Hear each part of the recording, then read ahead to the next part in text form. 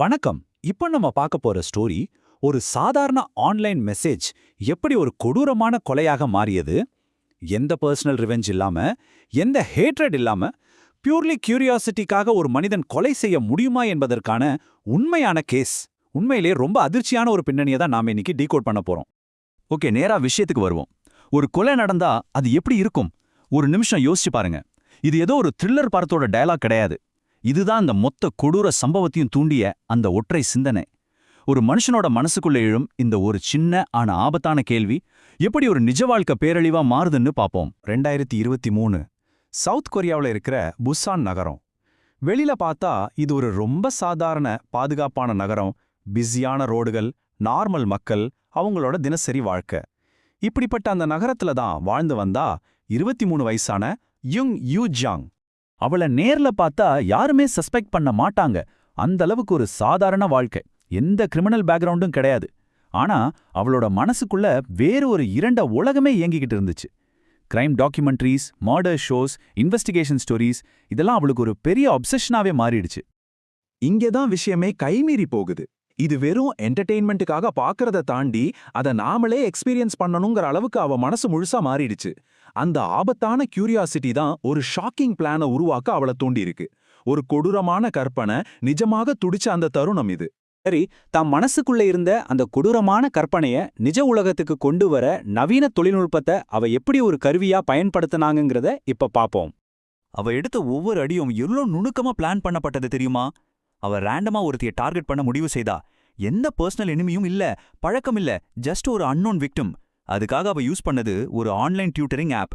அந்த ஆப்ல ரெஜிஸ்டர் பண்ணியிருந்த ஒரு ஸ்கூல் டீச்சரை அவ செலக்ட் பண்ணா. தன்னை டியூஷன் வேணும்னு கேட்குற ஒரு ஸ்டூடெண்ட் மாதிரி காட்டிக்கிட்டு அவங்க வீட்டுக்கே போக ஒரு அப்பாயின்மெண்ட்டையும் ஃபிக்ஸ் பண்ணிட்டா. அடுத்த ஸ்டெப் இன்னும் டிஸ்டர்பிங்கா இருக்கும். அந்த குறிப்பிட்ட நாள்ல அவ டெலிபரேட்லி ஒரு ஸ்கூல் யூனிஃபார்ம் மாதிரி ட்ரெஸ் போட்டுக்கிட்டு அந்த வீட்டுக்குள் போனாள். வெளி உலகத்துக்கு இது ஒரு சாதாரண இன்னசென்ட் விசிட் மாதிரி தான் தெரியும். ஆனா அவளோட உண்மையான நோக்கம் ரொம்பவே கொடூரமானது. வீட்டுக்குள்ள நுழைஞ்சதும் ஒரு திட்டமிட்ட கொலை அரங்கேறுது. எந்த காரணமும் இல்லாம அந்த டீச்சரை அவ அட்டாக் பண்ணி ப்ரூட்டலி கொலை செய்தாள். அதுக்கப்புறம் சிச்சுவேஷன் கண்ட்ரோல் பண்ண முடியாம போனதும் அவ பாடியை துண்டுகளா வெட்டி ஒரு சூட்கேஸ்ல வச்சு டிஸ்போஸ் பண்ண பிளான் பண்ணிருக்கா. நள்ளிரவு நேரத்துல ஒரு டாக்ஸி பிடிச்சு ஒரு நதிக்கு பக்கத்துல போய் அதை வீச முயன்றாள். தடையும் இல்லாம தப்பிச்சிடலான்னு அவன் நினைச்ச நேரத்துல இந்த கேஸ்ல ஒரு மிகப்பெரிய ட்விஸ்ட் இங்கதான் நடக்குது.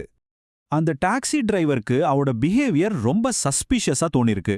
நள்ளிரவு நேரம், தூக்க முடியாத அளவுக்கு ஒரு ஹெவி பேக், அவகிட்ட தெரிஞ்ச அந்த பதட்டமான மூமெண்ட்ஸ், இது எல்லாம் கவனிச்ச அந்த டிரைவர் கொஞ்சம் கூட தாமதிக்காம உடனே போலீஸ்க்கு தகவல் கொடுத்தாரு. அதுவே இந்த கேஸ்ல பிக்கெஸ்ட் டர்னிங் பாயிண்டா அமைஞ்சது. போலீஸ் அவளை நடுவழியில ஸ்டாப் பண்ணி விசாரிக்க ஆரம்பிச்சதும் அந்த சூட்கேஸ்ல இருந்த ஹாரிஃபைங் ட்ரூத் வெளிச்சத்துக்கு வந்துச்சு. சும்மா யோசிச்சு பாருங்க, அந்த டிரைவரோட சமயோஜித புத்தி மட்டும் இல்லைன்னா என்னவாகி இருக்கும்? அடுத்த சில மணி நேரங்களுக்குள்ள இந்த என்டையர் கிரைமும் அன்ராவல் ஆக ஆரம்பிச்சது. அவளோட மூவ்மெண்ட்ஸை கன்ஃபார்ம் பண்ற சிசிடிவி ஃபுட்டேஜ், சந்தேகம் வர மாதிரியான பர்ச்சேஸ் ஹிஸ்டரி, கொலைய பிளான் பண்ண இன்டர்நெட் சர்ச் டேட்டா எல்லாமே அவ முன்னாடியே இந்த கிரைமை பிளான் பண்ணியிருந்தாங்கிறத தெளிவா ப்ரூவ் பண்ணுச்சு. ஆரம்பத்துல சுத்தமா டினையல் கொடுத்த ஜங்கால இந்த டிஜிட்டல் எவிடன்ஸ் முன்னாடி தப்பிக்க முடியல. கடைசியா அவ தன் குற்றத்தை ஒப்புக்கிட்டு கன்ஃபெஷன் கொடுத்தா.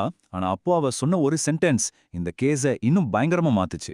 நான் கியூரியாசிட்டி காரணமா தான் இதை பண்ணேன். ஒரு மனுஷன் எந்த மோட்டிவும் இல்லாம ஜஸ்ட் கியூரியாசிட்டிக்காக ஒரு உயிரை எடுக்க முடியுங்கிற இந்த உண்மை ஒட்டுமொத்த கொரியாவே அதிர்ச்சிக்குள்ளாக்குச்சு. ஒரு நிமிஷம் நிக்கலாம். இப்படி ரியல் ட்ரூ கிரைம் கேஸ்கள் உங்களுக்கு பிடிச்சிருந்தா இப்பவே சப்ஸ்கிரைப் பண்ணிட்டு தொடர்ந்து பாருங்க. சரி, இப்போ இந்த கேஸோட ஃபோரன்சிக் அனாலிசிஸும் அது சமூகத்துல ஏற்படுத்தின தாக்கத்தையும் பார்க்கலாம். இந்த கேஸை ஃபோரன்சிக் லெவல்ல அனலைஸ் பண்ணினப்போ ஒரு முக்கியமான சைக்காலஜிக்கல் பேட்டர்ன் தெரிய வந்துச்சு. நீண்டகால தனிமை, அதாவது லாங் டேர்ம் ஐசோலேஷன், அவளுக்குள்ள இருந்த எம்பத்திய முழுசா அழிச்சிருச்சு. கிரைம் கண்டென்ட் அடிக்ஷன் அவளை வன்முறைக்கு டீசென்சிட்டைஸ் பண்ணிடுச்சு. முக்கியமா ரியாலிட்டிக்கும் இமேஜினேஷனுக்கும் உள்ள வித்தியாசமே அவளுக்கு பிளர் ஆயிடுச்சு.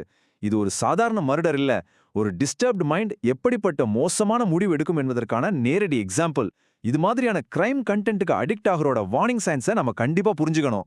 புசான் போன்ற ஒரு சேஃப் சிட்டில கூட ஒரு ரேண்டம் ஸ்ட்ரேஞ்சர் குறிப்பா ஆன்லைன் மூலமா வந்து இப்படிப்பட்ட கிரைமை கமிட் பண்ண முடியுங்கிற ஃபியர் மக்கள் மனசுல ஆழமா உருவானது. ஆன்லைன் பிளாட்ஃபார்ம்ஸ் மேல இருந்த நம்பிக்கையே சுக்குநூறா உடைஞ்சிடுச்சு. அதனால டிஜிட்டல் உலகத்துல யார்கிட்ட பேசுறோம், யாரை சந்திக்கிறோங்கிற விஷயத்துல ரொம்பவே எச்சரிக்கையா இருக்க வேண்டியது அவசியமாகுது. ஏதாவது சஸ்பீஷியஸா பட்டா உடனே ரிப்போர்ட் பண்றது எவ்வளவு முக்கியம்னு இந்த கேஸ் நமக்கு உணர்த்துது.